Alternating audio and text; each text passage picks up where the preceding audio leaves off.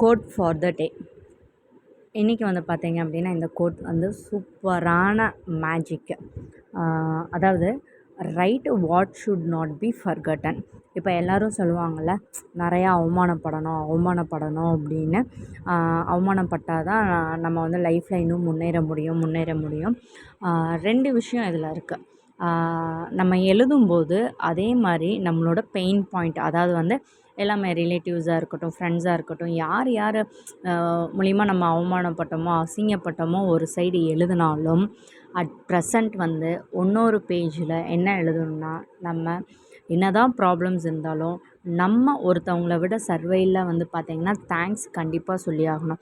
எத்தனையோ பேர் குடும்பத்தில் வந்து இன்றைக்கி மார்னிங் எழுந்திரிச்சோன்னா எத்தனையோ பேர் இருக்க மாட்டாங்க. ஹெல்த் வைஸ் இஷ்யூஸ் வந்திருக்கலாம், ஃபினான்ஷியலாக இஷ்யூஸ் வந்திருக்கலாம்.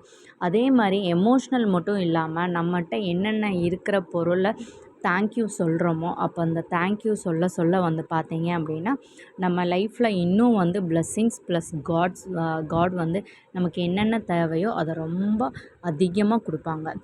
ட்ரை பண்ணி பாருங்கள். Right what should not be forgotten both. அதாவது நெகட்டிவ் சைடும் எழுதணும், பாசிட்டிவ் சைடும் எழுதணும். நெகட்டிவ் சைடு வந்து பார்த்தீங்க அப்படின்னா நம்மளை ஹர்ட் பண்ணுற எல்லா விஷயத்தையும் எழுதணும்.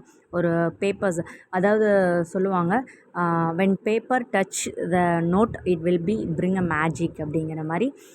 லாஸ்ட் 3 மந்த்ஸாக வந்து நானும் ரிட்டனில் ப்ராக்டிஸ் பண்ணிகிட்டு இருக்கிறேன்.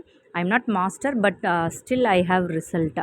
அதனால் நீங்களும் ட்ரை பண்ணி பாருங்கள்.